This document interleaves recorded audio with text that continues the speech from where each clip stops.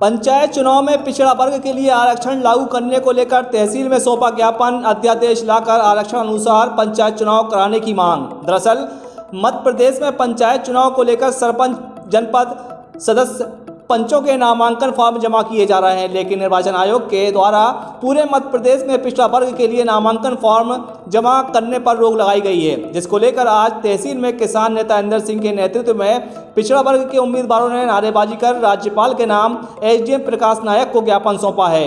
उन्होंने मांग की है कि मध्य प्रदेश सरकार अध्यादेश लाकर पिछड़ा वर्ग के लिए आरक्षण लागू करे और पंचायत चुनाव के लिए जो पिछड़ा वर्ग उम्मीदवारों के फॉर्म जमा नहीं कराए जा रहे हैं तत्काल प्रभाव से जमा कराए जाएं। सरकार पिछड़ा वर्ग को समाप्त करना चाहती है। हम लोग ये बताइए, हम लोगों ने लाखों रुपया, कम से कम 10-10, 20-20 हज़ार, 25-25 हज़ार, एक तो हमने कोरोना काल के बिल भरे, समय बड़ी संकट की बात जा है।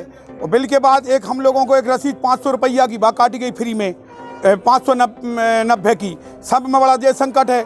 और ये बताइए, और सरेआम हमारों ने जो फार्म लिए गए वो फार्म लिए गए, सभी पिछड़ा वर्ग ने फार्म लिए। अब जब पूरा फार्म रसीदें सब कट चुकी हैं और हम लोग वंचित रह रहे, अब ये कह रहे हैं कि पिछड़ा वर्ग को चुनाव नहीं लड़ाएंगे, फार्म नहीं दे रहे, तो आखिर हम लोग करेंगे क्या? हम लोग क्या यहाँ कर झाड़ू लगाएंगे? फिर हमारों को अधिकार है, पिछड़ा वर्ग को लिए अधिकार है कि हमें भी साथ, सबके साथ हम लोग भी चाहते हैं कि चुनाव हो। हमें, हमारा एक उद्देश्य है कि सारा चुनाव एक साथ हो और एक साथ होना चाहिए, हमारा सब परिवार एक साथ होना चाहिए।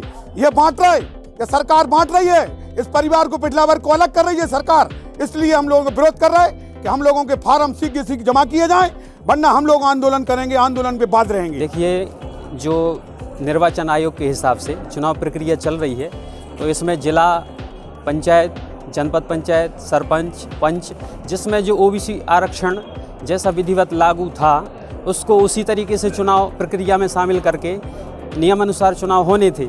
अभी ये बीच में माननीय सुप्रीम कोर्ट का जो आदेश आया है उसमें ये असमंजस है कि ओबीसी आरक्षण को हमेशा के लिए ख़त्म किया गया है या कि केवल चुनाव। पूरे प्रदेश में जो चुनाव अभी चल रहे सत्र में एक साथ सभी चुनाव कराए जाएं।